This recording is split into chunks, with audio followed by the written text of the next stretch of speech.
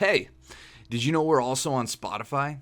You can listen to No Offsides on Spotify while you're busting out reps in the gym, driving to your next tournament, mowing the lawn to gain brownie points with your wife because you're always gone at tournaments, or while you're getting in some much needed shooting and stick handling practice. So if you're into multitasking, make sure to follow us on Spotify, where you can listen to all of our awesome content on the Spotify app. What's up, Rink Rats? It's Woody. I'm here to tell you that this week's episode is brought to you by Champion Hockey. If you're looking for quality wheels, sticks, bags, and apparel, then look no further. Champion Hockey has everything you need to look and play like a champion. Check out top-of-the-line Legacy Series sticks and wheels and upgrade your game without breaking the bank. Go to champion.hockey to purchase your gear now, and make sure to check out Champion on Instagram at Champion Hockey to stay updated with products and events. Champion Hockey. Look like a champion. No offside. Welcome to the No Offsides podcast, sponsored by Champion Hockey. I'm Dan Dean here with my partner Justin Wood. What's up? Our guest today is a tendy in the roller world, kind of a rare breed. He plays goalie for the juggernaut of D1 hockey, Lindenwood. We'd like to welcome to today's show Chucky Robinson. How you doing, Chucky? I'm good, guys. How are you guys doing? Great, man. Thanks for being here. Yeah. Thanks for having me. So, obviously, I'm just going to go because this is something I had to say because there are so many Robinsons that are goalies that whether they play D1 or they play pro roller hockey. Justin was like, "Yeah, we got Chucky Robinson." And I was like, "All right, was this the California guy?" And he's like, "No." And I was like, "Okay." It was like, because the whole Chucky thing threw me for a loop. And so I was like, "Okay, well, is this the goalie for, was it Border Cats?" And he's like, he's like, "No." I was like, "Okay." I was like, "Okay, then this name sounds familiar, but who is it?" And he's like, "Lindenwood." I was like, "Oh shit, yeah, okay, now this makes sense." Oh, yeah. No, it's actually kind of a funny story. So I've known Charlie Robinson for a couple of years. And Okay. actually one of his first pro tournaments that he ever played, he texted me and he goes, "Hey, so this team," it was after like my first or second year of pro. And he texted me and he's like, "Hey, man, so this team asked me to play and I think they think I'm you." And then he's stuck ever since. I mean, the guy is an absolute nail gun back there for the Skittles. And he's an even greater person too. I talk to him every once in a while, even throughout the winter and stuff. But yeah, I mean, there's a lot of Robinsons out there. So Yeah, I had to go through the list with Justin, and of course, it's like I should have just called him, but it's through messages, and I'm like in suspense, like which one we got? All right, and if you love this show, then you will also love the College Roller Foundation. The College Roller Foundation is a volunteer-run, tax-exempt 501c3 nonprofit organization that exists solely to raise and distribute funds to deserving college roller hockey student athletes in the form of scholarships. The College Roller Foundation isn't a tournament series, league, championship, governing body, or sanctioning agency, but rather works with partners to host events to raise and distribute all those dollar bills to roller players who also like to get their academia on. By raising money through donations and divvying out these scholarships to the players, the College Roller Foundation seeks to grow the game of roller in college. And if you're interested in finding more info, helping out, or donating, please visit www.collegerollerfoundation.com and make sure to follow them on Instagram at College Roller Foundation. College Roller Foundation, growing the roller game one scholarship at a time. It's time to join a revolution in roller with US Roller Cup, a premier roller hockey tournament series. The US Roller Cup is led by a passion for the sport. US Roller Cup is driven to create an unparalleled experience for players, fans, and coaches alike. With a focus on promoting roller hockey at all levels from youth to professional, we are committed to growing the game and fostering a sense of community within the roller hockey world. To find out more information, find tournaments near you, or to sign up for an upcoming tournament, go to www.usrollercup.com and be sure to follow USRC on Instagram at US Roller Cup. US Roller Cup, a revolution in roller. So, well, yeah, man. Well, we're glad to have you. I guess I gotta ask, like, you're at Lindenwood, right? And so, how much eligibility you got left? So I actually graduated with my master's degree in Okay. January or December of 22. I played 5 years there, basically 6, just because of the COVID year cut out. Yeah. Got my eligibility back, allowed me to go back for, my master's degree and kind of spread it out over 2 years instead of just, doing the one and done and finishing over the summer. So, yeah, I got done in December 22, but man, those 5-6 years were a wild ride, that's for sure, especially with everything that went on in the world during that time. Yeah, I mean, you're talking. You were part of the core of that juggernaut that still continues today. That was finally taken down just this year. Yeah, no, it was crazy. So I got to Lindenwood via buddy Adam Swims. I met him through Corey Hodge. I actually took a year off of after high school off of going to college and everything. I was going to play juniors. Things didn't work out in ice hockey. So then I came back to just the local men's league at Joe Dumars and got in with Corey Hodge. Met Adam Swims through that summer playing with Ribeiro out in Toronto at Narch Pro. And then got my offer to go to Lindenwood.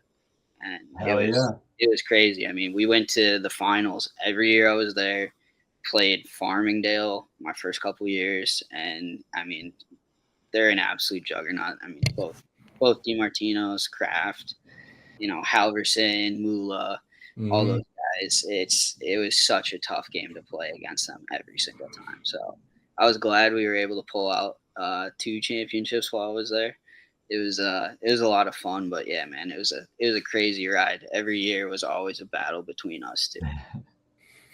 That's great. That's what you want, though, right?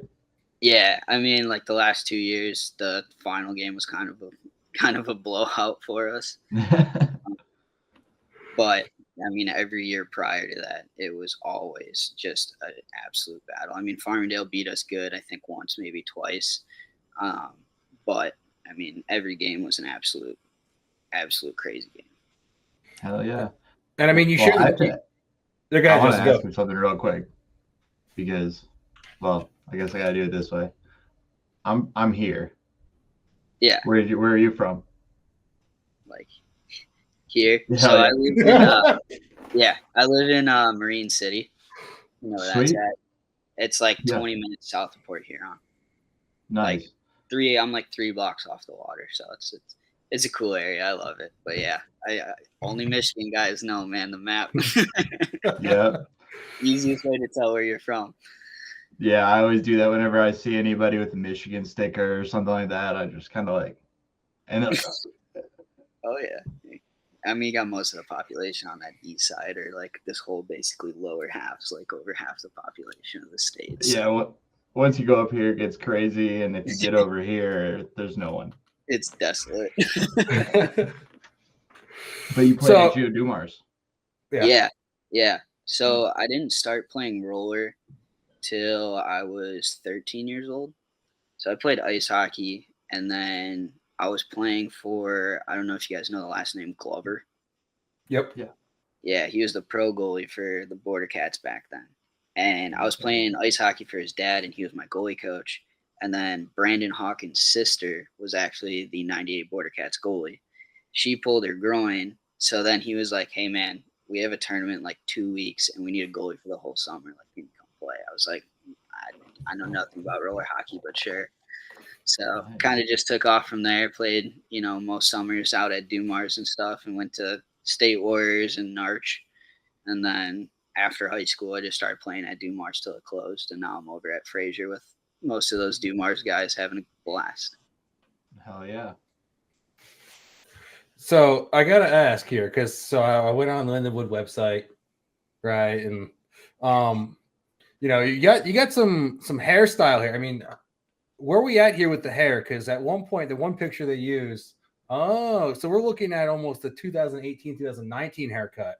Yeah, so I went short probably like right as I was graduating with my master's degree. Like I knew trying to find a job with the longer hair was kind of tough. The business cut. Yeah, went to the business cut, but still try and keep it longer every once in a while. Like I got a cut a month ago for a wedding. But every once in a while I'll grow it out and get kind of my little flow back in the back. I got my beard crazy right now because I got a buddy who's a goalie actually at Fraser, whose beard's probably down to his belly button, I would say.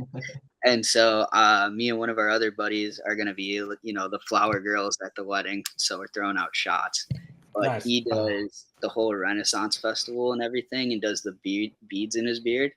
So after my wedding in February, he asked me, hey, can you grow out your beard for me? Like, I'd love to do some beads in it. I'm like, dude, I got you covered. So we've been going since February. It's kind of getting there, but the boss doesn't like it too much at work. That's for sure.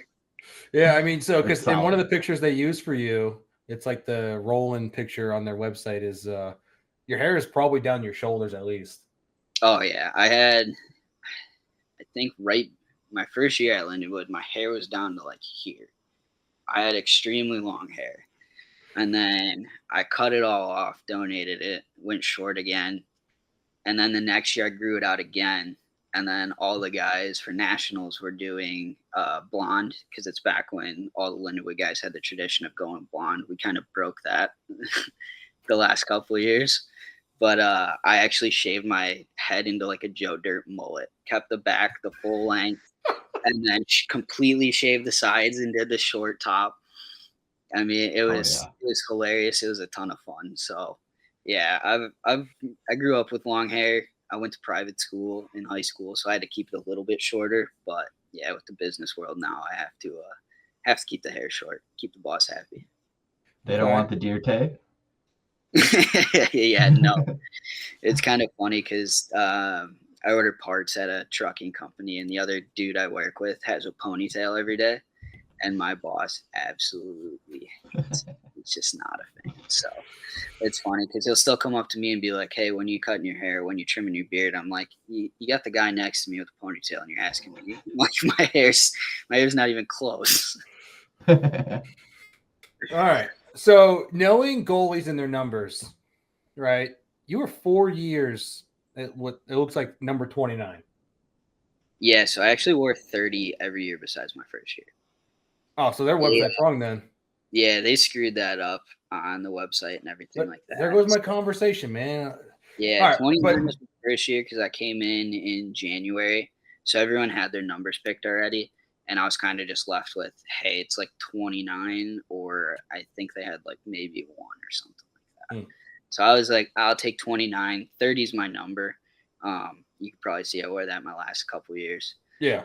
So, I was like, 29 is close enough to 30. Like, we'll just pick 29 then. What's 30 for though? Like, who's your go-to goalie that you like? That's why I'm a goalie. So growing up being a Detroit fan, obviously Chris Osgood. And then as I got older, I turned into a huge Henrik Lundqvist fan. So funny enough, both of them wearing number 30 just kind of happened to be that way. But yeah, I mean, and Chris Osgood was my idol growing up. I've gotten to actually meet him a couple times. He's a super cool dude. So it was, it had a lot to do with Chris Osgood and all those runs when I was a kid. I mean, 2008, I was like 10 years old. I mean, this guy was right, like in his prime, about to, go down that downslope to retiring. So it was really cool to watch for me. Okay. I'm totally with you on that. I'm a little bit older than you, but I was in the same era. Him, Hosik, I mean, Vernon back then too. Like I have in my garage, I have a bunch of like old memorabilia and stuff. So like I have the Vernon fight, Vernon and Waugh fight. I have the Osgood and Waugh fight. I have, the 98 and 97 newspapers framed, all that kind of stuff. So I got a giant poster. I love Detroit. Hell yeah. You threw me for a loop here because you went from one of the greats to a great goalie, but you missed the greatest goalie of all time. Who are we talking? Brodeur. Oh yeah. I was a Brodeur fan, but I mean, at the time that I was like growing up, really like getting into hockey, like 8, 9, 10ish years old, like he was good, but like Detroit was so good at the time. And I mean, as I got older, obviously he was fizzling out. I mean, I love Brodeur. Like when they came out with the top 100 for the NHL, and they had Dominic Hasek as the top goalie, I was real real offended by that. I mean, it should 1,000% always be Brodeur or Waugh. I would put Dominator in like the top 5, but he's not cracking my top 3. So I gotta I mean, I'm not saying that Brodeur is like number one. I mean, obviously, I'm a Devils fan, so but I'm a little biased in that area. But you can plug and play probably the top 3. Oh yeah, I mean, for me, it's really Brodeur 1, Waugh 2. I mean, Waugh was an amazing goalie, but just everything Brodeur put up, like stats wise, wins wise. I mean, the guy had 691 wins. I mean, the fact that New Jersey traded him when they knew he was that close to retiring, like that one kind of hurt me, just because the guy's played his whole career there. And if I was him too, I've always told my buddies this when he retired. I'm like, dude, you had 691 wins. I'm like, at this point, you've played for 2 organizations. Just go find whoever is going to be the stud that year, and be like, let me play like your 9 crappiest games for the first half of the season. Let me get to 700 wins, and then I'm retiring. Yeah. I mean, no one's close to 691 wins. I mean, that guy was playing 70-game seasons, winning like 50 games a year.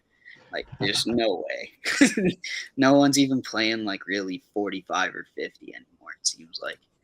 They're just getting lower and lower in the games, playing their backups more, backup and third string guy, just to keep their starter fresh for playoffs. Yeah. I mean, because we've seen, Vegas, 2 years ago when they won the Cup? I mean, they were on their like 4-string goalie with Aiden Hill winning the Stanley Cup. Like Logan Thompson was hurt, and then I think it was Leonard was hurt too, and then I think someone else went down, and then Hill got the start, and it's like, holy. So we just see these teams playing those starting goalies less and less just to keep them healthy for playoffs. It's upsetting to see because you want to see those all-stars play, but I understand it too. Now, talking about having playing multiple goalies, you share the net with Jimmy Teed. I didn't actually play with Teed. He's on the roster with you. Yeah, so I was going to come in and play that year. And then that was COVID year where the first half of the season was canceled. So we got the option to either stay home or go to school. And staying home, I was playing a lot more. I dove across the crease and tore my shoulder. So I had to get shoulder surgery in November. Like right before I was supposed to go back. So I was out till like March, April time frame. But yeah, I wish. I know Teed though, and I've gotten to skate with him and play against him a lot. I mean, the guy is an absolute competitor. He's one of the best. His foot movement and footwork, everything standing up it's crazy in roller hockey. He moves like an ice hockey goalie out there. Like I wish my footwork could be as good as his. I rely on my slide plates a lot and getting across the crease with those. So it's a totally different game because I know he doesn't even wear the sliders, which to me is even crazier that he makes half the backdoor saves he does. Yeah. Good but point. Looking at, because since you were injured that season, right? Looking at some of the guys that were on that season and the season after, I mean, you had guys like Nick Berger, Nick Del Morte, right? Christian Acosta. I mean, you guys were stacked. Oh yeah, you guys had a solid roster. I mean, even the previous years, like my first year there, we had Cronin, Adam Swims when he was still playing pro. I mean, Cody Page. We had Dell that year too. We had some stacked rosters when I was there. It was crazy. Walking into that locker room on the first day, I think there was like 1 or 2 players in that whole locker room who were not playing pro at the time. And that was pretty true the entire time I was there. I mean, my last couple of years, we had guys like Nathan Durans too playing with us. Yeah. I mean, he's been a good D-man for the Roadrunners. Bryson Johnson, he was still playing at the time too. So it was crazy being in that locker room every day, being at practice every day. Like if you had an off day as a goalie at practice, you were just getting absolutely torched for an hour, hour and a half. Like it was the worst thing ever. You'd come in and just start the practice with like 3 headshots and just be like, today's not my day. And then everything else is just going right past you. Like me and Dell used to go at it all the time. They'll just come down and just try and rip me apart, and we'd just get into it. It was a ton of fun. But. So, I mean, you talked about practice, right? I mean, when you were in Lindenwood playing for them, right? I mean, how were practices structured? Was it, we always get different stories on structure. Like when we talked with Kraft and DiMartino when they were at Newman, they were like, practices were harder than games. Right. I mean, so I'm just curious on your opinion on like how your practices went. Yeah, I mean, for us, competition and practice was nuts.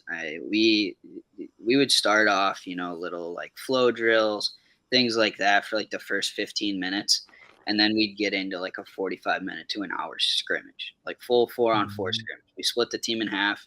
It was me against Paul Town my first couple years there. Then after he graduated, it was me and Marky Hager for a year. And I mean, every practice was an absolute battle.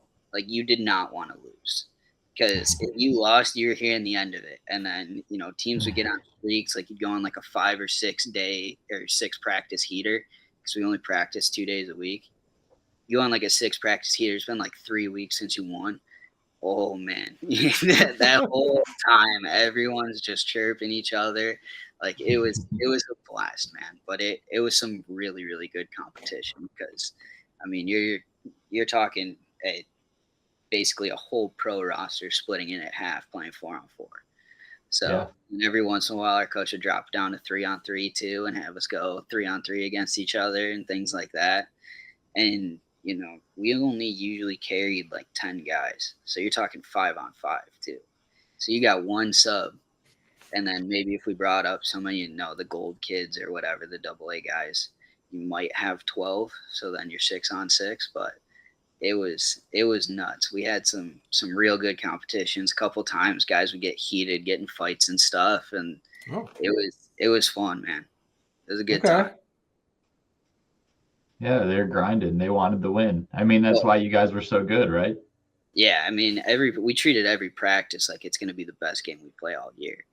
So, I mean, the competition you're playing against are some of the best players in the country every single day. So, yeah, I mean, tempers would fly every once in a while, especially when teams would go on some losing streaks. It would happen. People get wacky, things like that. Someone would think it's a bad hit or a bad body play in the corner. And guys would shove each other and stuff like that. But, yeah, we definitely had a couple fights here and there. It was, I mean, everyone understood, though, right? Like, yeah. We're trying to all get better and be better players at the same time. So it was a good time. By the time we all got in the locker room, everyone's fine again. We're all at the end of the day. So going into that, what was the off ice kind of social life like for you guys? Did you guys all live together? What was that like? So we all live separately. Lindenwood's kind of an interesting situation. So your first couple years, you have to live in the dorms. 9 times out of 10, the coaches kind of help work it out where roller guys are going to stay with each other. That way you're meeting someone, he may not be on your team. If you're on D1, he may be on gold or something like that. Or if you're on gold, he may be on black, but it's people that you're going to be around a lot. And then the school owns, I think it's like 300 houses. They're like little, just like 2-3 bedroom houses, maybe like 800 square feet, like nothing super fancy, but you can actually pass those down. So we did a ton of passing those down. So we always had like 2 or 3 roller houses. The one major one was always 608 because it was all the way on the outside of campus. So campus security would like never come past it because it's a dry campus. A lot of people don't know that. Oh, no, I didn't know that. I don't know if it still is. I know towards the end of me being there, they were starting to do like tailgates for football games and stuff like that. But yeah, that 608 house, we had some banger parties in there. We had we had a Halloween party one time, and I think because they count every time. If you get busted, they'll count how many people were there.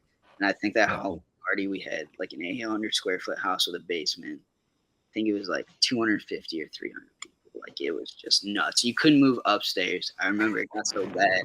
I was like, it's getting packed up here. I'm going downstairs.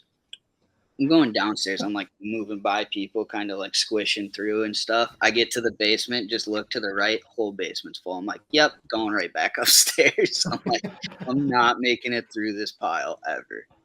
So yeah, That's I mean, the funny. Roller Boys, we'd always hang out with each other and really just it's a tight knit group. I mean, you're talking 12 to 14 guys that you're going to battle with every day. So Yeah.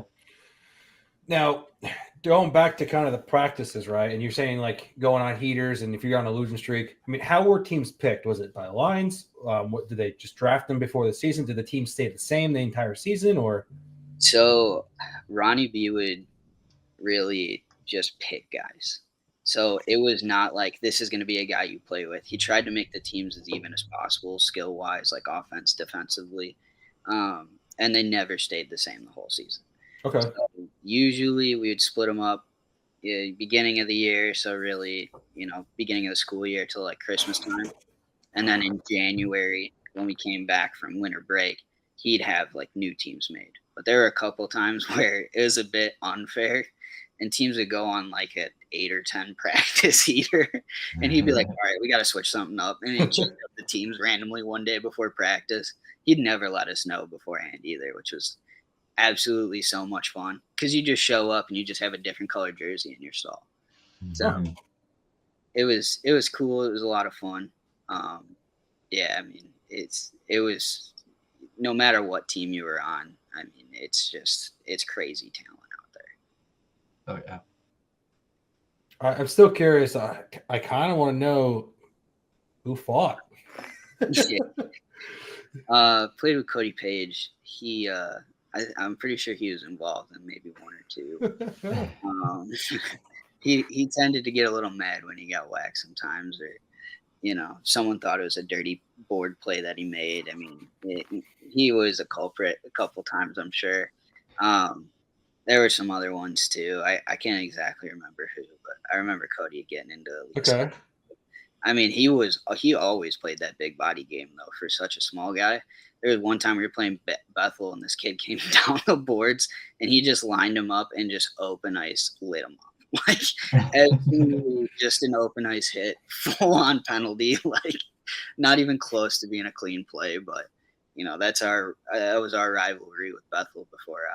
Obviously this year when that program sadly got cut. I mean, they were an amazing school, amazing program. So it kind of sucks to see that kind of stuff happening, especially when all of us really want to try and grow the sport and grow college, especially the Division I programs, because after they did that whole redivision and turned Division III into AA, I mean, we had 7 teams, I think, my first year in Division I. So, yeah, you hate to see it, but at the end of the day, we kind of get it, right? Like, we're going to be one of the first sports always cut.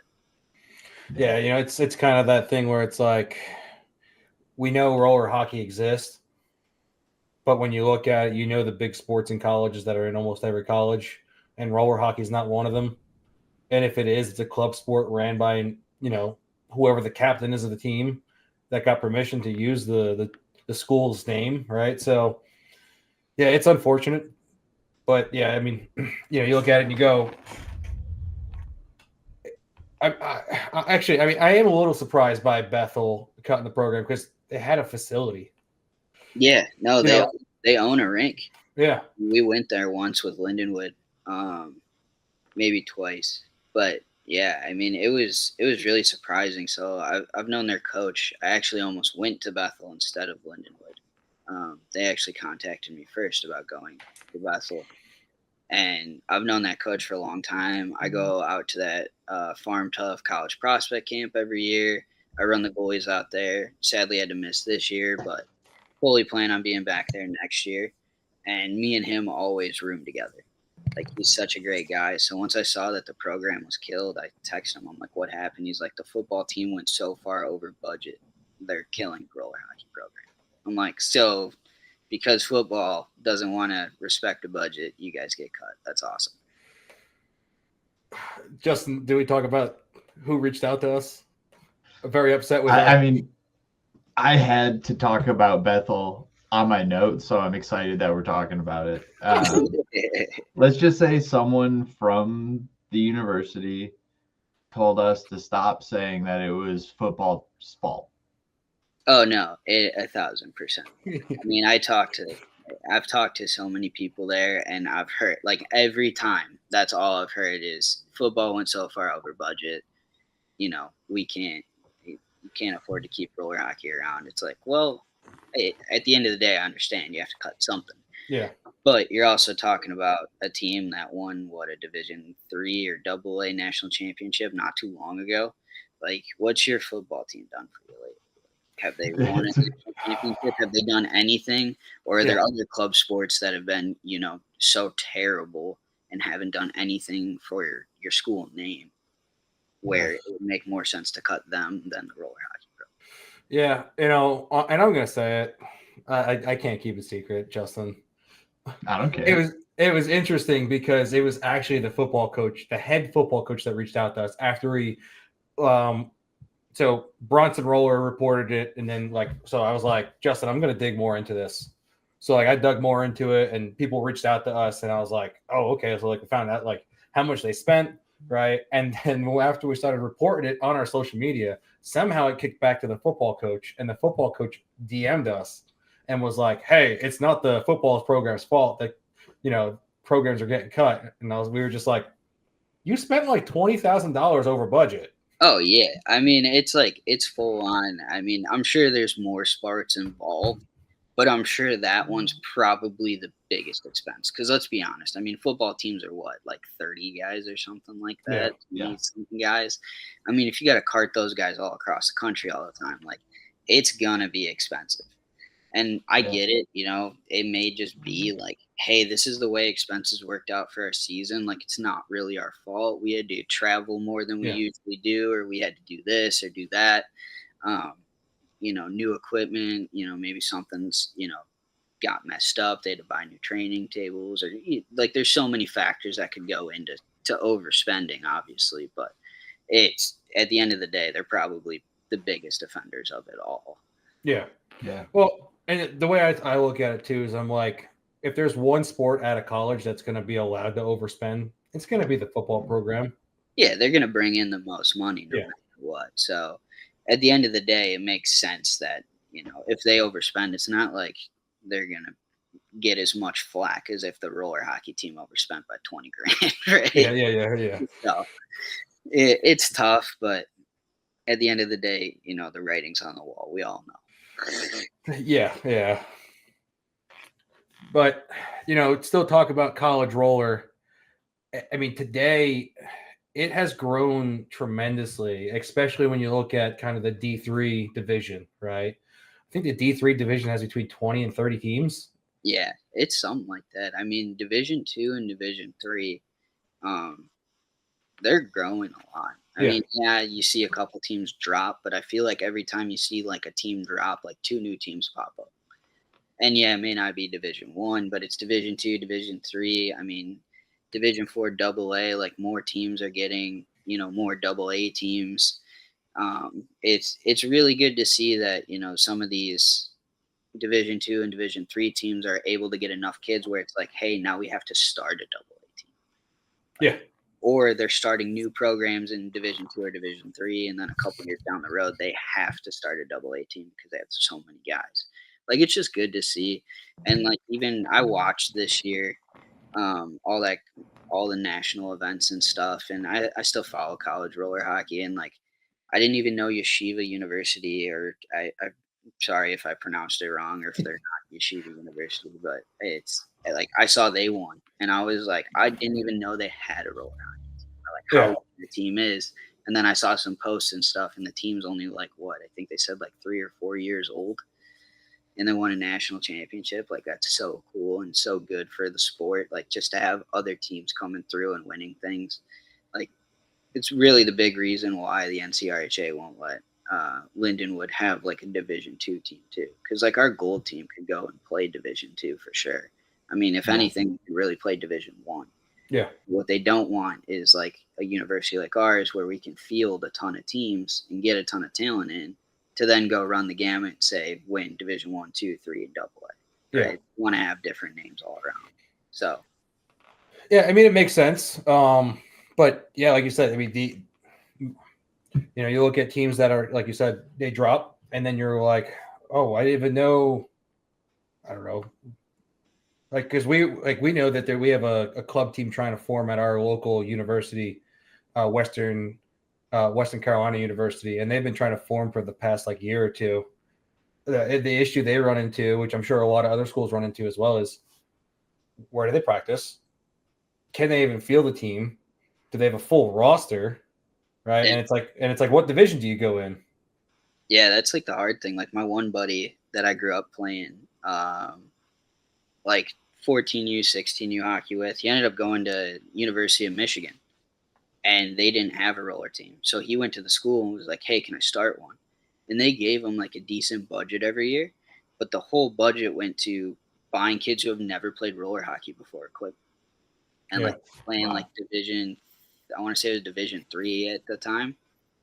And like he started it from nothing. Like same kind of thing with Michigan Tech. Like they didn't really have much.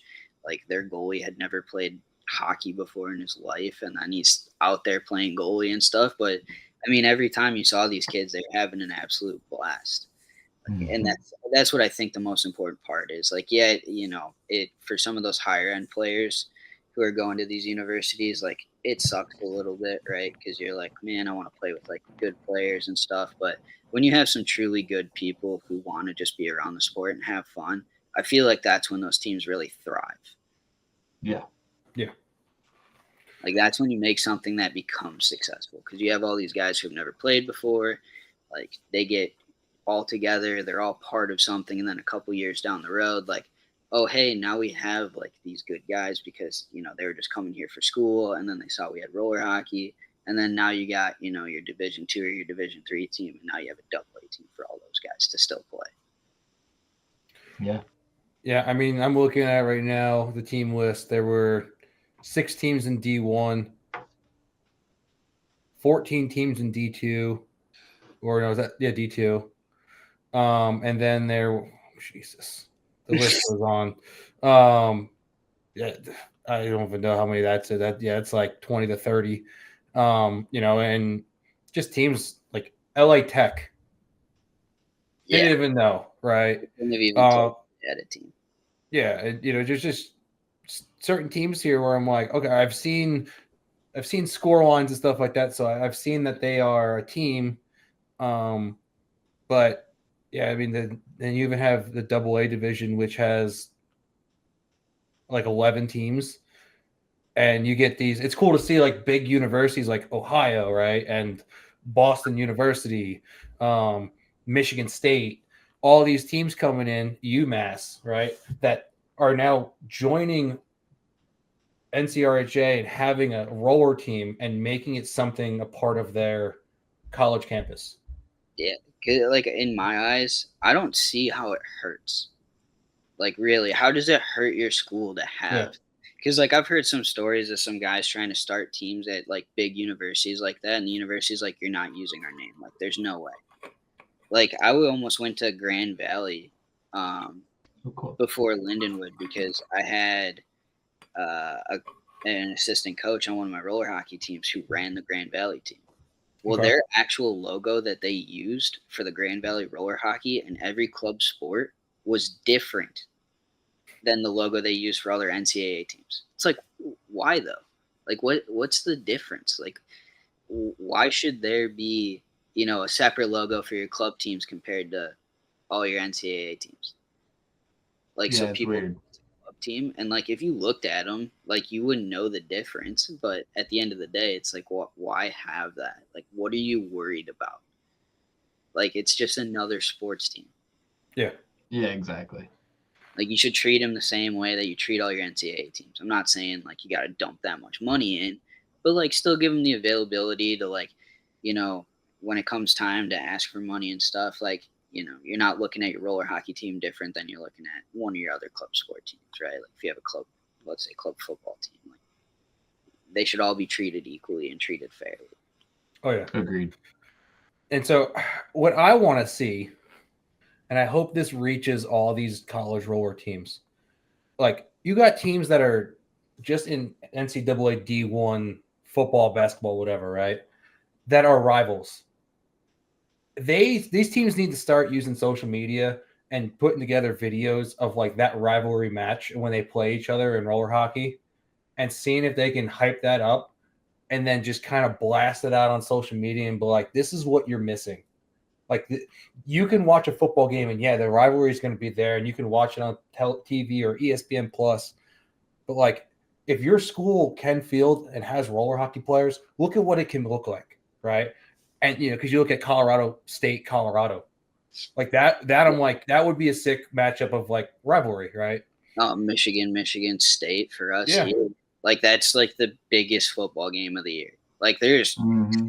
I've been to a couple of them, man, in the stands and stuff, and there are fights that break out between fans just because they're so heated that they're going for the other team. Like it's the craziest thing ever. Like you could leverage that so hugely. Like Michigan or Michigan State against Ohio State. Like that's another giant game. Yeah, Yeah. and you're telling me that they don't want a reason to battle each other? Yeah. And like even if you wanted to go off like your NCAA ice hockey teams, right? Like we'll say, St. Cloud and Minnesota Duluth, like things like that. Like you could make such a better climate out of it if we were just able to like hype these teams up the same way. Yeah. Yeah, I mean, you got Boston and UMass. It's like that's an easy crowd puller, Oh, right? yeah. I mean, we always had it with Michigan State at Lindenwood because we always had like 2 or 3 guys from Michigan, and we knew all the guys on that Michigan State team. So when it came time for that calendar, and we're playing Michigan State, everyone does not want to lose. No one wants to lose that game. You don't want to be on the bad end. And I mean, at the end of the day, we're all friends, but when we're out there, man, it's a battle. Yeah. There's plenty of PA teams. There's plenty of Missouri teams. There's a few NJ teams, New York teams, like, right? And I mean, you have Northeast has a plethora of teams, and it's nice to see that Southeast and where Justin and I live right now, that there's plenty of teams here. Like they're starting to come in and form. I mean, you have Kennesaw, right? And it's like, I've lived here for 9 years, and it's just recently where I'm like, oh, Kennesaw's a college. Yeah. Right. And I'm like, oh, like that's cool. Like, sweet. Like, and they use social media like crazy too. Oh, yeah. I think it's like a big thing, especially for like some of these smaller universities and stuff. Like Lindenwood's not a big school. Yeah, we're Division I in every sport now. But like a couple years ago, we were D3 and everything. Like when I was there, it was all D3 until I think my last year is when they switched. But I mean, the school, even with grad students when I was there, was like 4,500 kids in total. Yeah. Like I could walk from one side of the campus to the other in 10 minutes. But like, look how big our roller hockey program is. And like, it's recognized across the campus too. Like people know, we get backpacks and stuff that say Lindenwood roller hockey on them and things like that. And like, people know, hey, these guys are, a real deal. Like, yeah. These guys go out there and they win national championships or, they're in that national championship final game like every year. Yeah. So I think it could be a huge leverage for some smaller universities to get people there, build a good squad, post it on social media. If you got a good degree, I mean, at the end of the day, you're just having fun playing roller hockey, right? Because at the end of the day, this ain't paying any of us enough to just – not an NHL contract, right? Like we all play tournaments and hope to win some money instead of, those guys who have it guaranteed. So you're looking for that degree. I mean, if you can go play roller hockey at the same time, it's the best of both worlds. Yeah. Like you said, I mean, when you're those boys on the campus, you're toting the titles and things like that. It makes other people want to be there. Oh, yeah. So you're like a walking billboard.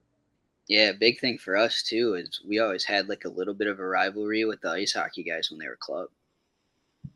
Because, like, our ice hockey club team, our Division I club team was amazing, too. Like we had guys who were playing in the Null and stuff who were getting like Division III offers and turning them down to come play club at Lindenwood, like because they're gonna win a national championship. Yeah. Yeah. So it's just and it was cool for us on campus. Like I love how GCU does it, right? Like Aiden Schwetz has done a great job growing that program and really making them what they are now. And I mean, in such a short period of time, but like he gets the whole school hype. He's got that social media page going all the time, and then they run that. It's a roller hockey game, but they run, the ice hockey against roller hockey guys. So like, yeah, the roller hockey guys should win, but like, how cool would it be, if in the winter you do a roller hockey versus ice hockey game, in the ice hockey rink, and then in the spring you do the opposite. Like you guys can do cool stuff. And at Lindenwood, there's a lot of those guys who live in Missouri and grew up playing roller hockey. Like it would be a really good game, I think, both ways, because a lot of us grew up playing ice hockey too. Yeah, I was actually just gonna mention that. Like, I was gonna ask you if like Lindenwood did something like that. You kind of answered it, right? And it's like that is something that you can hype up your program with, right? Yeah. And it's just so easy to do, especially if you have a solid ice hockey team, and then let's just say a school has an ice hockey team. They want to bring in a roller hockey team. Okay, what do you do to start hyping your roller hockey program up? Challenge the ice hockey team. Like you said, do a home and home on ice, home on roller. Yeah, like it's such a cool concept and like something I hadn't seen from any other university before. So I was like, this is something really cool, something different. Like if you see all the videos and stuff they have, like there's people out there. Like it's cool to see. And I mean, for a place like, Lindenwood and stuff, like I'm not saying, put us out there against your NCAA D1 guys and then put them against us, because, you don't want those guys getting hurt. You don't want us, getting hurt either. But like more blood, the more views. Yeah, I mean, yeah. But I mean, at the end of the day, like there's a lot more for those guys to lose. But if you could do club team against club team like GCU does, like it's such a cool concept. Like it's something that hasn't been done before, and it's trying to bring recognition to those club teams around the campus. Like it's something to get excited for, something to do on a weekend. Like it would be so much fun. Yeah, exactly. And I was going to say that as a student, you're always looking for something to do. And that's an awesome thing to do. Yeah. I mean, that's a huge thing at Lindenwood. Like with it being as small as it is, almost everyone you're there with is an athlete. Like they're either playing a club sport, an NCAA sport, like whatever it is. Like 9 out of the 10 people you meet all play some sort of sport at the school. So it's like you get to be buddies with some people, you go watch them do their thing, and then, oh, hey, I got what are you doing this weekend? Oh, I got this game here on this day. And they're like, oh, cool. And then they come out and play, watch you play. So it's kind of like that reciprocating, fun for everyone. Yeah. And you get to see each other. Community. Yeah. Yeah, it was really cool. I mean, we used to go watch, we became really good friends with like field hockey my first couple of years. And then, like we'd go watch some rugby games, some football games, like basketball, volleyball. We'd go, watch anything. If it was on the weekend, softball type things too, when it was nice out. It was really cool, and it was a really fun time. Yeah, that's awesome. And then you meet a girl on campus and you're like, oh man, she's way more athletic than I am. What the hell am I doing? I think that's how most of us roller hockey guys feel. But like, what is like on campus, right? For Lindenwood. I mean, you said like, when you were there, it was dry and everything like that. But like, I mean, what do people do? Like, what's the go-to thing for people to do, whether it's, a house party or like what else besides a house party do people do in Lindenwood? So house party was kind of the biggest thing. A lot of the times we would support like other sports teams and stuff too. Okay. Watch them play. But also there's Main Street, St. Charles. It's actually like they have the Lewis and Clark Museum there. It's where Lewis and Clark landed. And it's an old paver brick road. There's a bunch of restaurants, a bunch of bars on it, shops and stuff during the day. And then St. Louis is really cool. They hold like a bunch of events every year. So they have like a Mardi Gras party, which is ginormous. It's the second biggest one in the U.S. So that was always a ton of fun. The city of St. Charles does Oktoberfest on the river. So like that was always a good time too. We'd all go out there and, have our fun. But really, I mean, it was really just hanging a lot with the boys. We did play Xbox. The first couple of the years there with Adam Swims, like he brought his GameCube with him. We had NHL hits, NHL hits tournaments and stuff. Nice. And me and him Good went game. to Walmart and randomly found like the Dragon Ball Z collection in like the $5 bin at Walmart. So we'd spend every night just watching episodes of that until we were both too tired. So yeah. Hell yeah, that'll get you pumped up. Oh, dude, it was so much fun.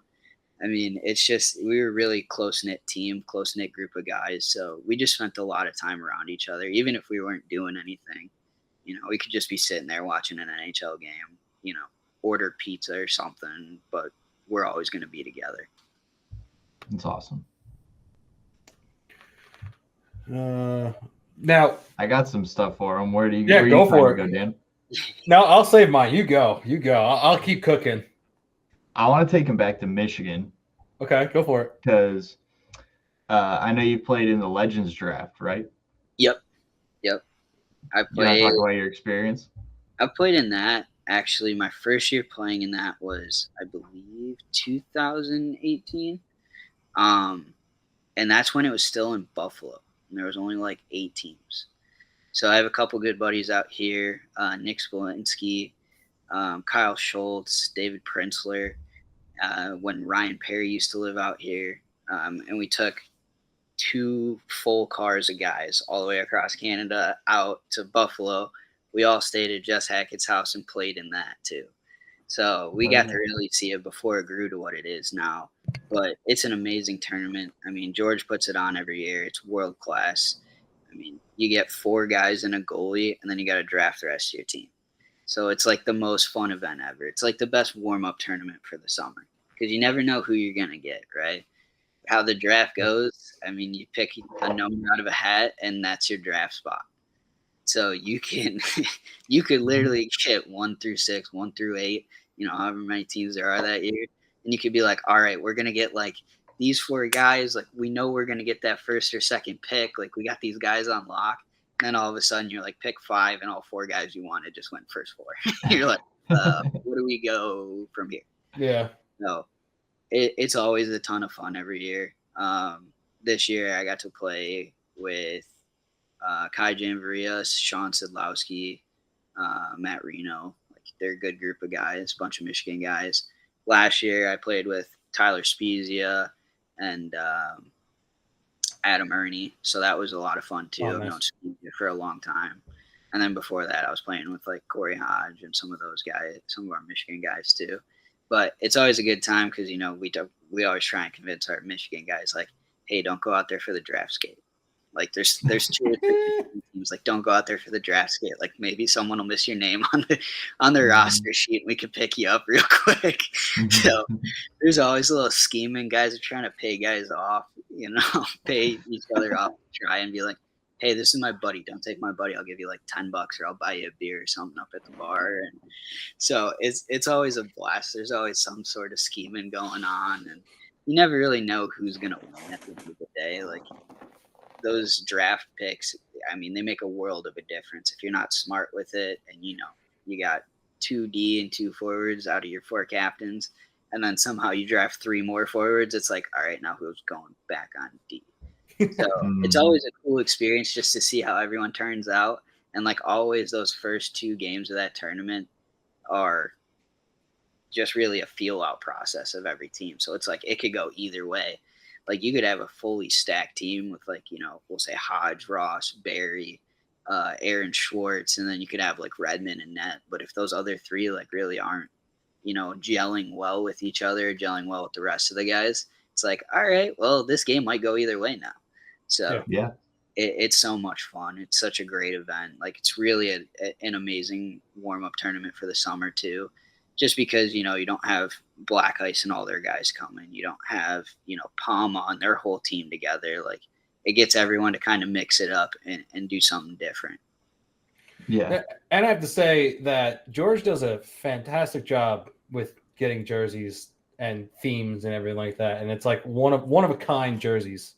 Oh yeah, Tim at Envious does all the jerseys for the event. Good guy. I met him my first year in Buffalo. Me and him have been real close ever since. Actually made me my own jersey size because I hate normal goalie cuts and I don't like my sleeves going into my gloves. So I actually have like a shortened sleeve that's wider because I wear such a big chest pad because I got, gorilla arms. They're just super, super long, but not real big. So he actually is like made me my own custom jersey size and stuff. But yeah, like he That's does sick. an amazing job designing all these. He actually does like another draft thing. It's kind of like Legends, but it's for ice hockey. So Okay. he actually makes all the jerseys for those. So when we were down at Taurus in Florida this year, he was designing all those jerseys, and they were doing like a Trailer Park Boys themed. for Nice. us. So he was doing like bubbles with like cats everywhere on the jersey and stuff. So like Yeah. he's always been like a great designer. And does an amazing job with whatever jersey he's got. But yeah, I mean, it's so cool every year because it's never the same. Like it's Yeah. always different. Yeah, every time I see the jerseys, most of them hit a childhood show that I watched. So Yeah. Now you guys gotta make the trip up sometime. Come play in it. I mean, I think now they're up to like 3 men's divisions. I think they got like pro, like A and B. There might even be a C too. I'm not entirely sure. And then they got, I think it's like 8U all the way up to 18U, and then juniors too. So like it's a huge event. We do it Yeah. up at the Fraser rink. Mhm. And we got two rinks in the summer there because they pulled the ice out of the big stadium where the federal team plays in. So like it's such a cool experience because there's a bar up there, so everyone hangs out in there and is sitting in the seats watching and stuff. But that rink's running 24 hours a day basically for those 3-4 days that it's going on. Yeah, we've been talking about doing Yeah. it, and I really do want to go do the Michigan one because I grew up playing at Fraser, Yeah, I did playing too. I did ice. playing ice there too. Yeah, yeah. I always ask everybody, "How's Erie doing?" Same as always, brother. Halfway through the season, you get the big hump in the middle, and you can drop a puck, and it'll just ride all the way down. Yeah. Yeah, Justin and I have been talking about it, and I know he wants to go home and play some roller. And That's it. I mean, even if it's just you two guys, I mean, you can always enter the draft. Like you're gonna get picked. Every Yeah. single person gets picked. So, like, I mean, if you just want to come up for a weekend and just have some fun, like, it's a great tournament. And there's a lot of pro guys there, a lot of men's league guys. Like, there's some cool guys to talk to, and there's always guys like looking for summer teams too. Like, I remember there were like 4 or 5 guys like walking around just talking to each other, like, "Hey, are you playing this tournament?" "No." "Well, hey, do you want to come play this tournament now?" So it's kind of a cool way to like meet new people that you may have never met before or wouldn't meet otherwise. And like I Yeah. know like good relationships that have grown through that. We'll do it. I know Yeah. I'm going to go up there for sure. Oh yeah, it's a grand old time, man. He hasn't Hell yeah. released the next Michigan tournament, right? Because it's New Jersey and then West Coast this year. So Yeah, so that's both of his winter ones. Michigan's always that summer one. It's like what is that? Like that? I forget what holiday it is in May. is that Memorial Day? I think it's Memorial Weekend. It's got to be right. I think Yeah. so. I don't know. I'm so bad with holidays. Yeah. I'm bad with all that kind of stuff. I don't pay enough attention. I don't watch the news. I don't even have cable TV in my house. I just got every streaming service out there. So I'm like, Smart move. yeah. I mean, there's just so much negativity that goes on in media now. Just like I got so tired of it. Like I don't want to hear it anymore. That's why we need roller hockey on ESPN Plus. Well, that's the crazy thing, man. I'm seeing 3-on-3 basketball at the Olympics, but we can't get roller hockey. Like you got break, I think, for Christ's sake, with that chick from Australia this year. Yeah. But we can't get. I had this on my list too. Olympics. Like, how do we get in there? Like we can't get roller hockey. It's nuts to me, especially since it's not like okay, it's just the U.S. and Canada that plays. It's like no, you got like Brazil, Mexico, France, Italy, Spain, Czech. Like you got everyone out here with the national team that goes to this stuff. It's like. Yeah. So why not just turn, that world championship every couple years into Olympics? Yeah. And like, don't even put us in the winter because like ice hockey and everything's gonna summer really overshadow it. Just put it in the summer. Yep. Like, you Yeah. just- We'll take And- breakdancing spot. I hear that they're getting rid of it now after not being Yeah, very yeah. impressed. You know what took its spot though? what did they get rid of? They got rid of breakdancing and they added a few more categories. So what? That lasted one Olympics? Yeah. Yeah. Well, I don't think the Olympics really enjoyed the memes that came out of it. I don't know why. Yeah. It got everyone talking about it though. Like Yeah. that. Like I know, like everyone always says, like, I don't want bad publicity, but really, at the end of the day, any publicity is good publicity. Like Yeah. everyone was watching breakdancing to just after like the first day, just to see what the chick did next. Like, Yeah. you didn't know what was gonna happen. Like, it was crazy. So I don't see Yeah. why they probably got a ton of viewers to it just because something funny happened, and now you Yep. know the next time it's on, everyone's gonna watch it again and be like, "Oh, you remember that chick?" Yeah. Yeah. But It's like now, Snoop Dogg going out there. I mean, everyone was just talking about Snoop Dogg. yeah. Yeah. Well, And- getting paid $250,000 a day. Yeah, I mean, hey, that's a lot to do with it for him. Yeah. But like, I go to work every day, and everyone's like, "You see what Snoop Dogg was wearing last night when he was, at the horse riding event? It's like Yeah. he dressed up like a jockey and stuff, and it's funny. Like, I Yeah. mean, at the end of the day, it just brings attention to it. Also, I don't really see a bad thing by it. Well, Agreed. you know what replaced breakdancing, right? No. You know, the greatest sport on a court that ever exists. Not pickleball. Pickleball? Nope. Pickleball did not make it in, but squash did. Oh, Come on, give us a chance. kind of random. Yeah, I mean they did. So they did. I think it's off the top of my head. It's baseball, softball made it in. Okay, I understand. Lacrosse made it in. Makes There, sense. then there was a couple other sports that I was like, okay, I can see it, and then squash. Roller hockey's got to make a run sooner or later. I mean, especially if you put it in like this year, it was in France. Yeah. Yeah. Like I've seen And some. France loves roller. Yeah, I've seen some of those games, man. It sounds like a soccer game in those stadiums. Oh yeah, they get crazy. Yeah, they get nuts. I'm like, you guys would have fans coming to watch this stuff. Like, why not? Like, yeah, in the U.S., probably not as many fans are gonna go watch it. But like when you're in some of those foreign countries, like, it's a great thing to go see. Yeah. Like, I'm really mad at myself because I wanted to go overseas, but I came home and got a job and stuff after college. Like, I really wish I went over there for just 1 year just to see what it was like. Yeah. Darn, you're being responsible. Yeah. That was more my dad than anything. My dad was Uh. like, he goes, I know if you go over there, you're never going to want to come home again. I'm like, you're probably right because I'm just going to love it. But I mean, look at Charles Baldwin, right? He's over there. Well, Oh, yeah. he's going back and forth, but he's like, he loves it over there, man. yeah, so is Corey Hodge too. He's Yeah. going back again this year. Yeah, it's pretty crazy, and it's like you look at how much money each federation from the government pour into the sport, and it's like, and our country doesn't care. Oh yeah, not at all. Like it's crazy. Like because I'm pretty sure I think it was when I like first got into like kind of the higher end side of roller hockey because like going into my last year of high school, so the summer between my junior and senior year, like I was still playing like 18U silver. And then the next year I went and I played pro junior D1 and 18U flat. There you go. It was crazy, but like I'm pretty sure at that time, like Double I's was still fully paid for. Yeah.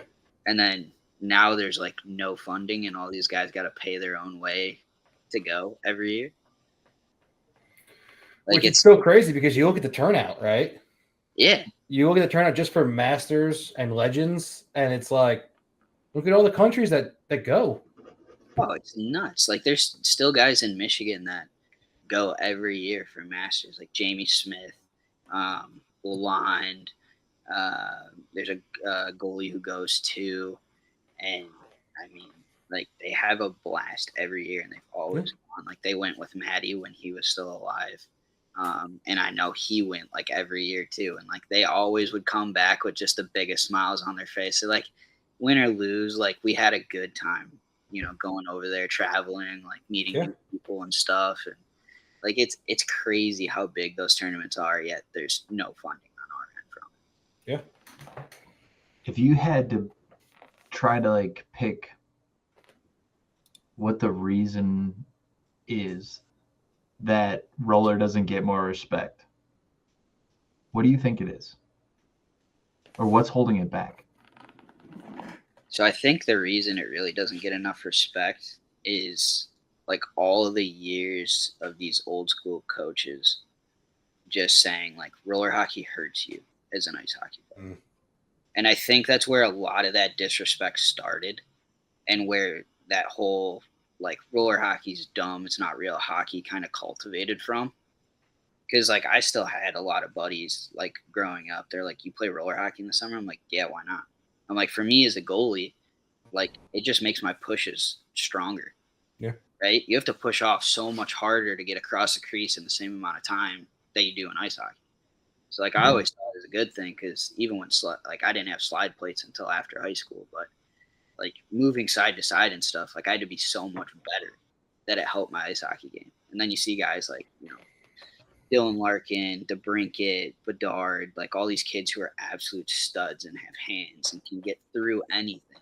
Yep. What did they all do? They played roller hockey, and that helps a lot, because these smaller guys like DeBrincat and Bedard, they're not going out there trying to dangle in an ice hockey game at 16 years old for the first time and getting blown up with a career ender, right? Like, Yeah.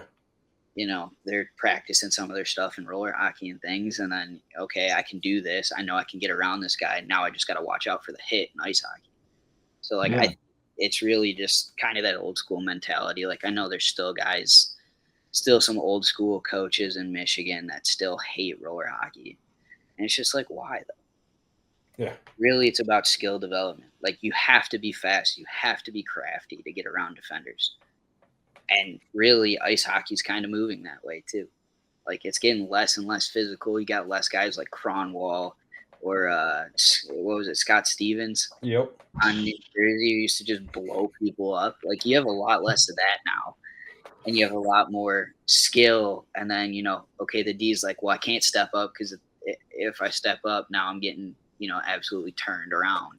And this guy's it's in the back of my net. So it's like, really, why wouldn't you want to play roller hockey from a young age? Because it teaches you a lot of that, and then ice hockey just adds in, the hitting aspect. Yeah.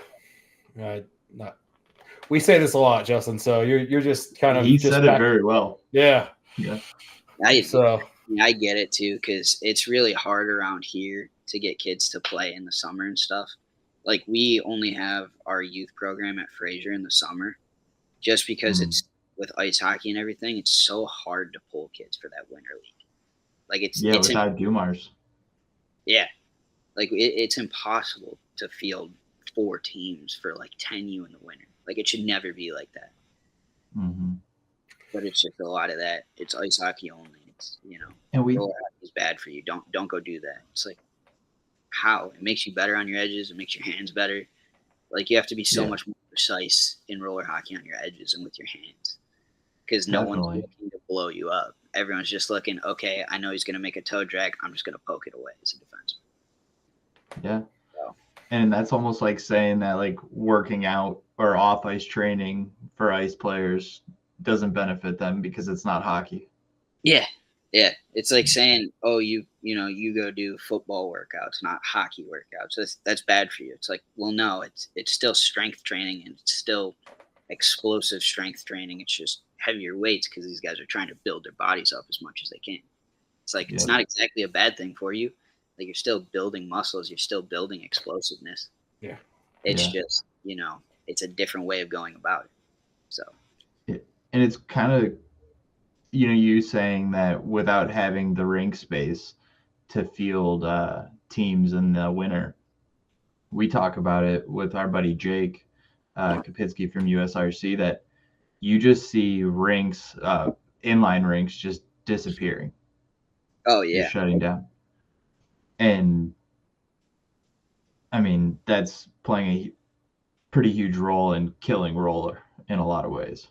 Yeah, it is, and it's so tough to see because Grand Valley, their roller team died because their local rink was connected to an RC car shop that had a track in it, and they weren't making enough on roller and were making more on the RC car side that they shut down the roller hockey side and turned it into the other half of an RC car shop. It's like, how is roller hockey not making enough money that an RC car shop can take over? Like, how many people do you know who still play with RC cars? Like, I don't. Yeah. I don't think I know a single person. Apparently a lot at that point. Yeah, like it's nuts, and it's just like seeing like rinks are closing down left and right. Oh, But yeah. the ones that are up and established, I feel like are doing extremely well. Like I know Fraser, we have to when we go down to one rink in the winter, they have to turn down teams in every division. Like if you play in one of those lower divisions, you have to sign up like the day, if not the day after registration opens, or your spot's gone and you're on a wait list. Wow. It's crazy to try and get into those, and they're packed every day. I think their games Monday through Friday start at like 5:40 or 6 o'clock, and they end at like 11:50. Like Monday through Friday, like you can have an 11 o'clock game on a Tuesday night, get done at 11:50, and then your drive home. Like for me out in Marine City, it's like almost an hour. So now I'm home at 1 a.m. and I got to go work at 7:30 the next day.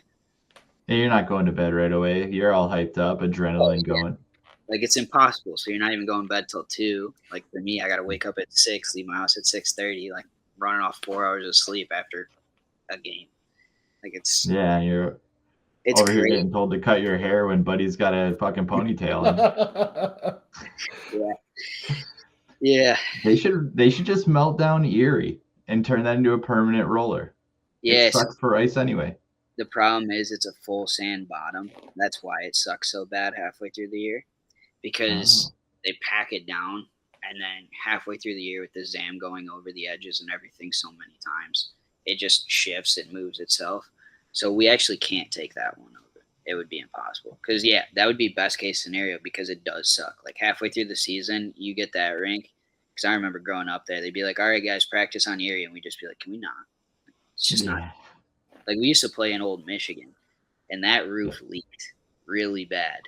And we'd come out, and there'd be bumps on the ice like that tall, and we're sitting there trying to scrape them off with our skates before practice starts. Like little stalactites from the drips. Down from the ceiling, man. You watch one of them fall, or the good old birds that were flying around in there too. That's the problem over. Do you ever go play at the Nashville rink? No, I haven't been there yet. I want to go so bad. With getting like last year, well, the first 2 years I was at school when it when it first started, and I was just like, well, you have like a tournament weekend that weekend or something going on, like I can't go. And then last year I just didn't have like the time off from work, and then this year I don't have the time off either because wedding and a honeymoon will eat up half your PTO. They got to get you on a Wish Cup team, man. Yeah, no, I've thought about going to that too. I want to. I haven't really talked to anyone about going to that one, really. No one's ever said anything to me about it. I would love to go though. Like it'd be so much fun, especially like that All-Star game and stuff. Like it looks like such a good time. Like I know Marty from St. Louis. Yeah. Full right guy. Like he went this year and he played in that All-Star game. And then I saw him down in Florida at Taurus, and I was like, how was it, dude? He was like, it was such a blast. Such a blast. I'm like, well, I just want to go even more now. Like, I'd love to go do Nasty Cup or Wish Cup or whatever. Like, I just want to go down to Nashville and play in that rink. Like, it looks like such a cool environment, and it's so different because no one's ever really taken that outdoor rink concept and turned it into anything that's got, like, a tournament or anything, like, aspect to it. Yeah. I brought it up because they have birds. Yeah. Oh, yeah. I'm sure. Well, they've gotten worse. The birds have gotten worse since they've opened the place. Because now they like set up nests and stuff. And it was just funny because it's the first time we go there often, right? And so it's the first time that we're sitting there, and next thing a bird flies over, and it just shits on the rink. And we're like, what the hell? Refs are cleaning up shit in the corner, right? Yeah, but And that's then, an indoor rink. We had that happen in an indoor ice rink. Hey, Yep. well, and then we go down for Wish Cup, right? And our team has the worst Friday we could have ever played. And it's the first 2 round robin games. We lose to a solid team. They only had 6 guys. We lose with a second left on the clock. Oh man. Yeah, and so we're like, man, we got to do something different. So we go out, we get hammered. Yep. Right. We come to Very good team. yep, Does. Full drink away the the misery. Like, have a good time. Team morale is low. We got to bring it back up. It's the full reset, man. Yeah. So then we come back to the rink in the morning. You know, everyone's feeling good. Like, no one's really hungover, but we had a good time. And so we're standing there. We're about to get ready for our game, and a bird just flies, and it flies into the protective mesh netting, and it's stuck. Right. So everyone's like looking at it, and I'm like, I look at it and go, this is the good juju we need right now. Like, I got to save that bird. So I get up on the garbage can, and I'm like, with my stick, and I'm like, all right. I said, it's just got to be kind of like in disarray right now. It just flew into the netting. It's just stuck there. Just take my stick, and I'm just like pushing it back through the netting, and it just flies away. And, you know, we had our first day killed us, so we got relegated to the lower tier. And so, but we went on a run, and we won it. And I was like, it's all because of the bird. Yeah, we had a couple times where a bird would just land on the ice at Fraser growing up as a kid. And there was one time where the bird landed at the wrong moment because someone was on a PK. I remember the other team we were playing was on a PK. Slap shot all the way down. We're 13, 14. So decent shot. This bird lands. That puck hit that bird so hard. The thing just keeled over. And then the ref had to blow the whistle. And then we had to figure out, okay, no one wants to touch the bird. So, how do we get the bird off the rink now? So go grab the shovel. Yeah, we did. We grabbed a shovel from the ZAM room, grabbed a trash can, and away we went. I'm sure it'll happen. Right. I'm sure it'll happen in Nashville sometime. Some bird hit by a puck. That happened in our game, but it wasn't a puck. It was the fans. Absolutely exploded. Because they have those fans that are the big ass fans. Yeah, we have those at Fraser too. Yeah. And yeah. Dude, those things are huge and they get moving. Yeah. Dude, that thing didn't have any feathers left when it hit the ground. Oh yeah, dude. There's no way. I'm surprised it didn't get launched. I made a blocker save one time into one of ours, and I saw it coming, and it was going right at that fan, and it launched that thing all the way down the rink, hit the glass. I was like, these things are a little powerful, don't we think? Yeah. Oh yeah. A bird hitting that and then splattering on the glass, dude. That'd be a sight to see. Oh. Yeah, I shouldn't laugh, but that makes me laugh very hard for some reason. It's just bad thing for the bird, but at the end of the day, it's just one of those things where it's just well, probably never going to see that again. You just got to off, really. Now, go Dan. No, go ahead, Justin. Go. I was going to ask about Miha. Okay, yeah.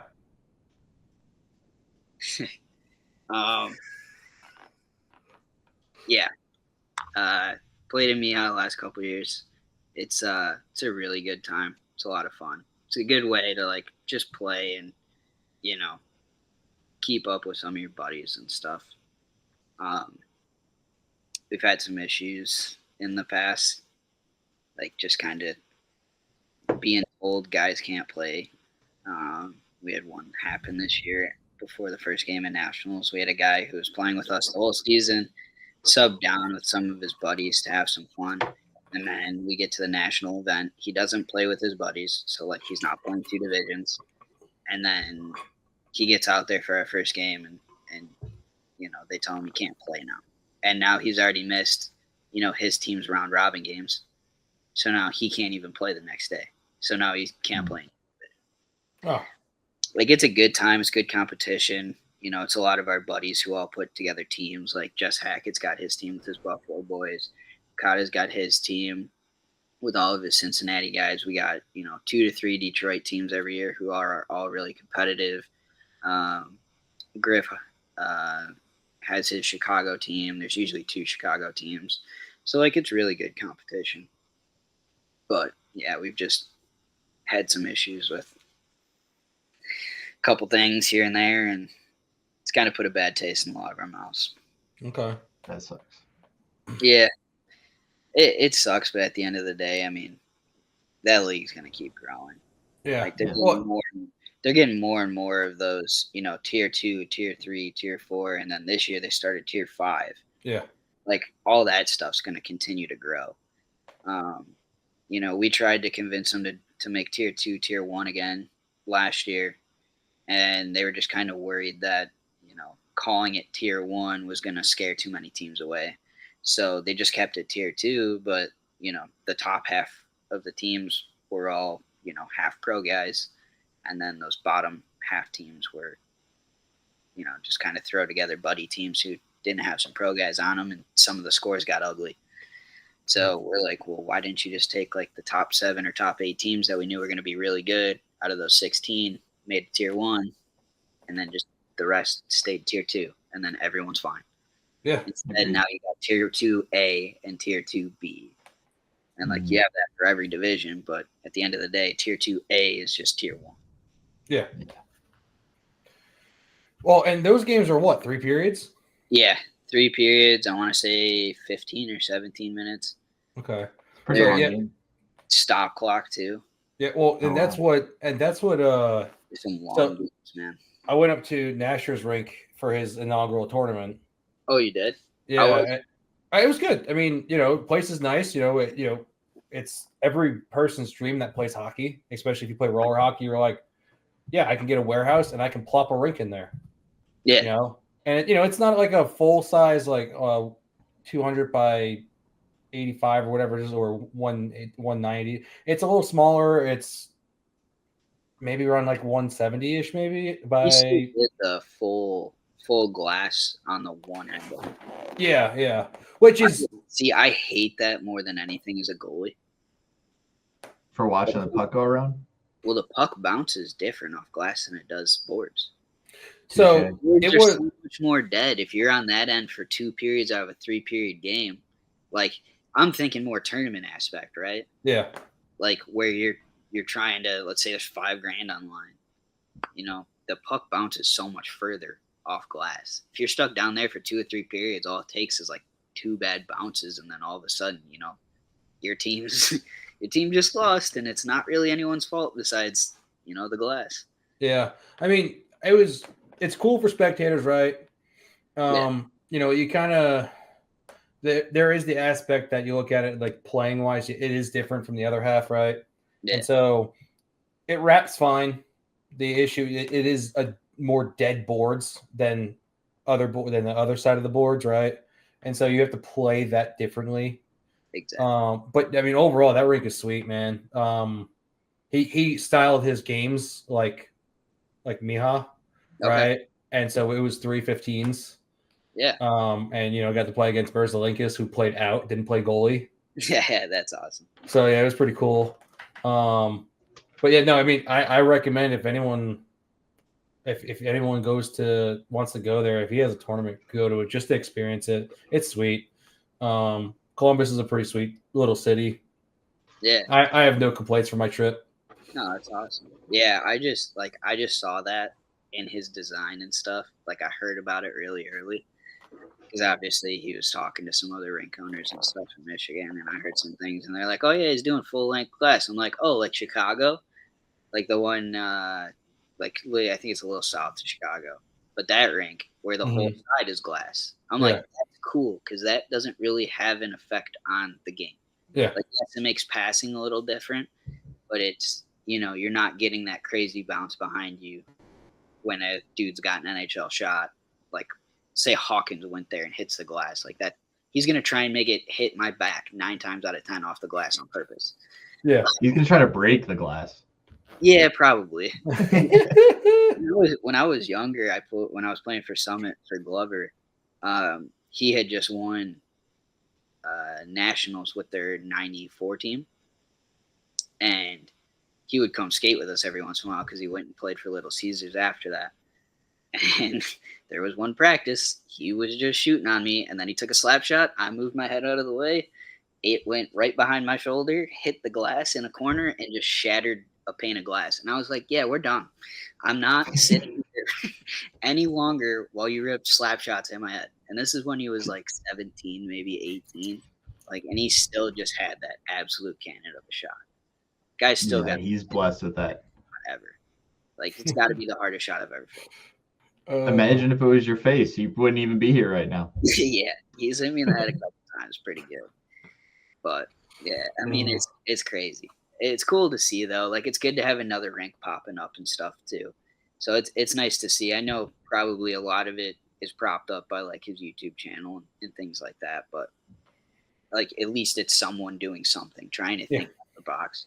And I know with him, he's probably going to have 3-on-3 tournaments like crazy, other tournaments like crazy. Like, he'll get a lot of stuff going on there, and then it'll build and just grow it to the point where, you know, men's leagues will suffice. And then like, you know, we have to cut down on tournaments now. We have too many men's league games and stuff like that.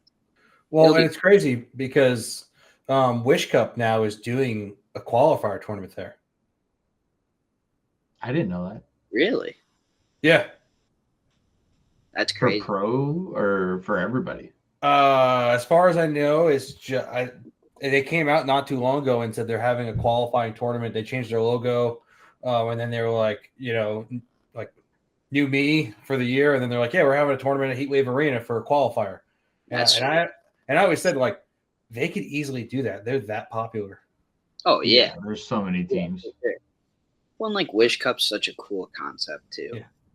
Like, it's really, really a sweet concept, and I really like what they're doing there. So it's Colby that runs that, right? Yeah, Colby Collar. Yeah, he's the man. Yeah, guy. Yeah. So like it's such a cool concept of what he's doing. Like, you know, hockey always gets the bad rap because, you know, one bad thing comes out every once in a while, and everyone's like, well, hockey players are, you know, assholes or whatever the case may be. So, like, it's cool to see something where it can kind of put us in a good light. Yeah. Oh, yeah. Because I feel like there's not a lot that we ever get. Like, you know, what was it? The Pride tape or Pride jersey or something in the NHL like 2 years ago.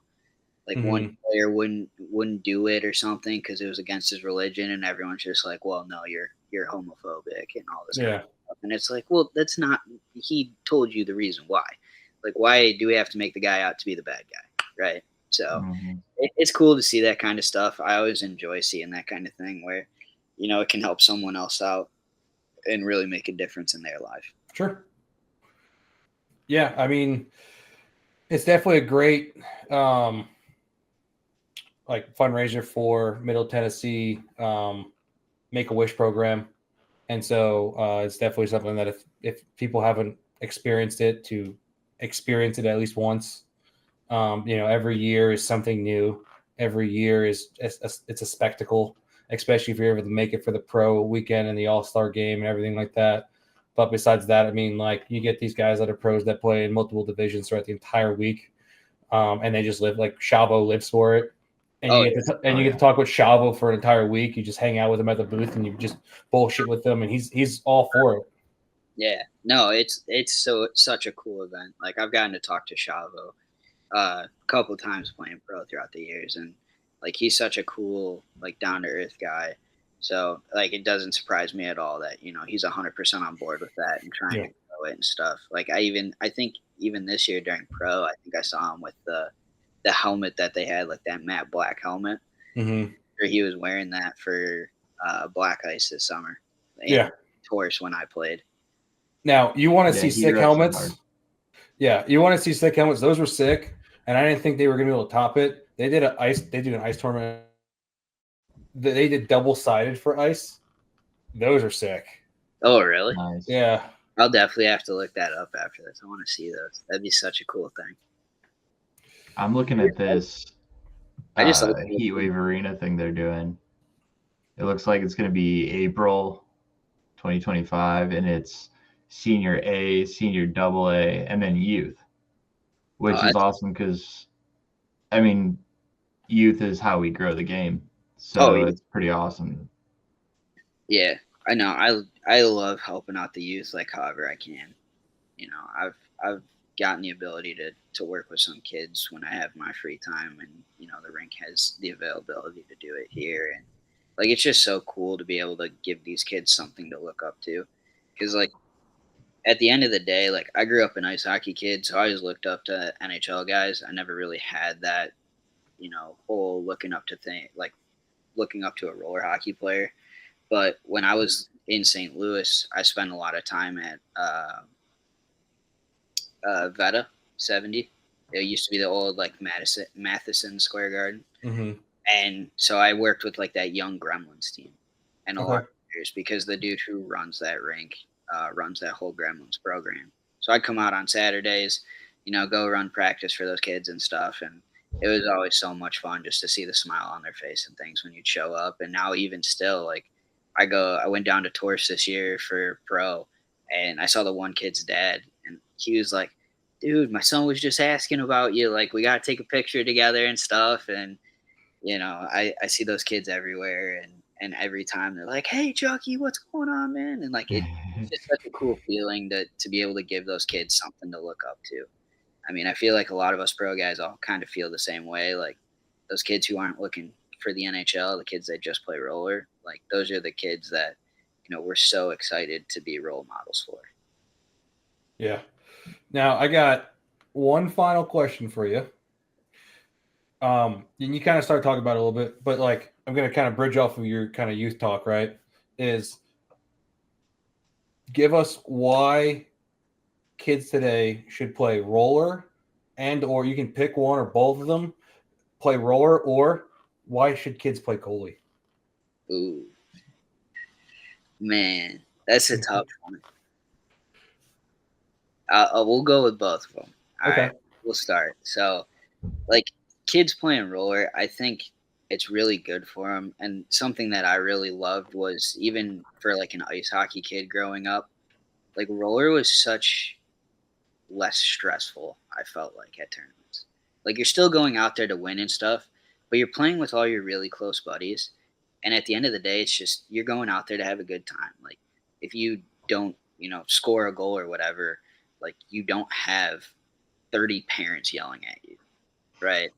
Like I feel like ice hockey is just getting to the point now where it's so serious that these kids really need a break and need a way to go have fun and like experiment in their game.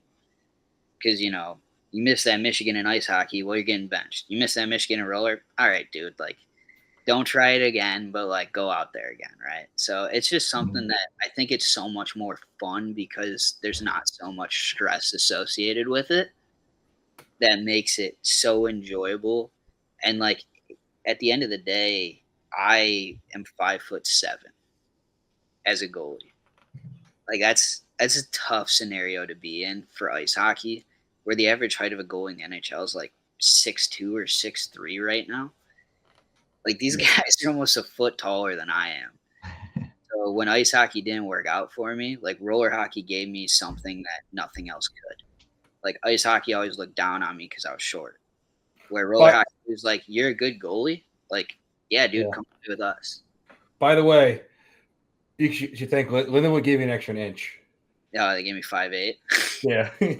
Look at, I think it's either I think it might have been 20, 21, 22, because they let us put our own stats in. So I always exaggerated a little bit, but there was one year I put 6'9", 150 pounds on the NCRHA website, and it's still up there.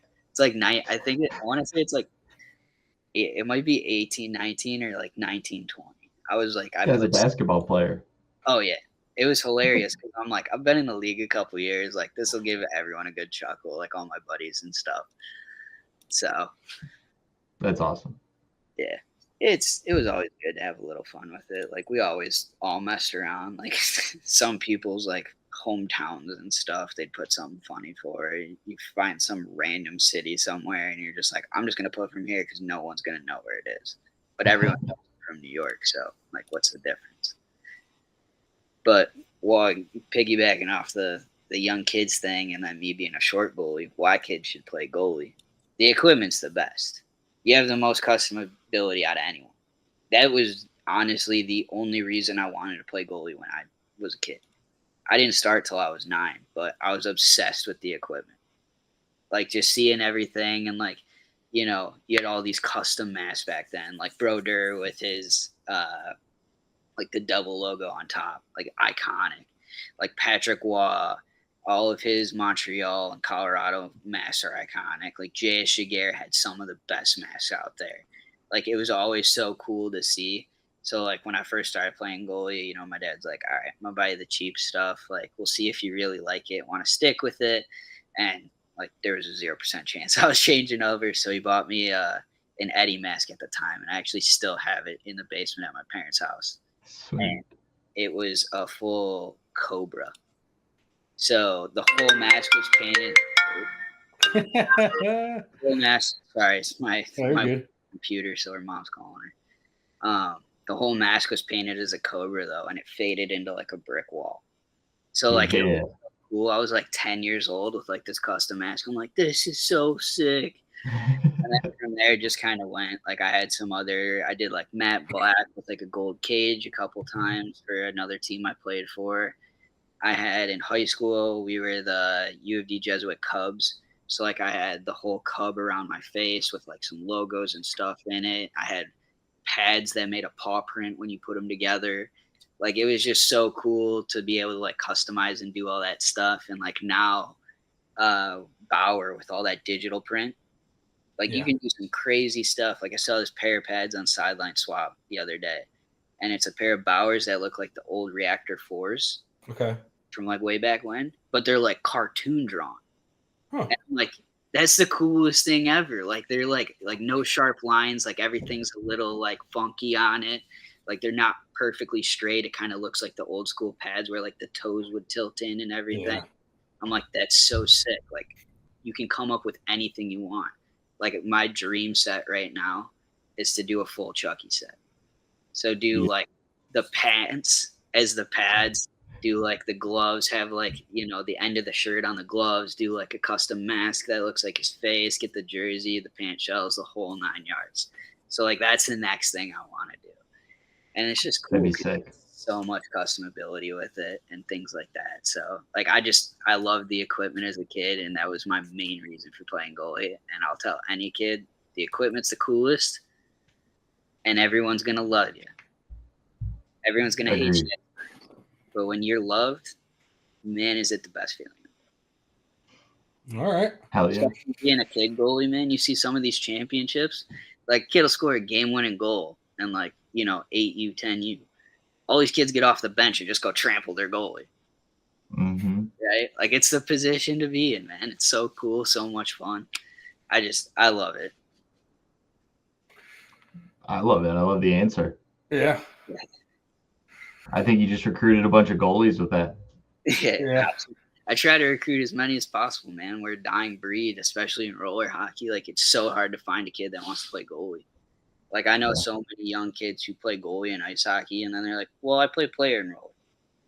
Like, I want to play player, so I play player in roller hockey. It's like, well, yeah, man, but like come over here and have some fun. Mm-hmm. Like, if you start at a young enough age, like you get good enough, ice hockey doesn't work out, you always got a place like Lindenwood to fall back on if you're good enough. Yeah. So that was something I never saw and never really knew was an option when I was a kid. Like roller hockey was never pushed that hard. Like really until after high school, I didn't even know Lindenwood had a roller hockey team or college roller was really a thing. Yeah. And then, it just kind of fell in my lap, and I'm so grateful for that opportunity to be able to do that. But like at the end of the day, if ice hockey doesn't work out, you always got something to do. And that's what I always preach to parents. Like I have so many parents trying to push their kids into like AAA and stuff like that. It's like, that's awesome. But like really the chances of it happening are like slim to none. So it's like you have a fallback plan and something else for your kid to enjoy and have fun. And I was always a kid that in the summer I played something different. Like before I got into roller hockey, I played baseball for a couple years. I played lacrosse goalie too. So I was always doing something different. But yeah, the minute I started playing roller hockey, I dropped everything else and I never played another sport again. Love it. Oh, and yeah, you're 6'9", 150 pounds. Yep, there it is. You found it. What year was it? This is, I think it was 1920. what year is this? I think it was I think it was the 1920 year. Yeah. Yeah, that's funny. You gotta have some fun with Good it. for you. Yeah. But hey, Chucky, we appreciate you being on with us. We definitely want you on in the future, right? I mean, we actually want to set up like a goalie panel and get a few more goalies in here because we know the goalies are the weirdest, most interesting people on the rink. Dude, you gotta get like Chinny, Reds. Like, you gotta get Clay after what he just did. Like, if you Yeah. don't have Clay on after what just happened at State Wars, that dude was on another level. Yeah. 2 shutouts, semis, and finals. Like, that's crazy. To get a shutout the entire summer is like a wish. Mm-hmm. Yeah. Do that back to back, like, he was just so dialed. Then you gotta get like Charlie on, Jastro, like all the funny dudes too, Teed. Trying to think who else. Like, it'd be such a good time. Gotta get Rob Wood on here too. Yeah. Help us get Clay, man. Oh yeah, I can talk to Clay for sure. I'll see. Yeah. All right, man. Sounds good. Well, as usual, if you're forechecking in roller hockey, don't let up because there's no offsides. But then again, you got to watch out for the goaltenders. You never know where they're going to take you out. I'm Dan Dean. I'm Justin Wood.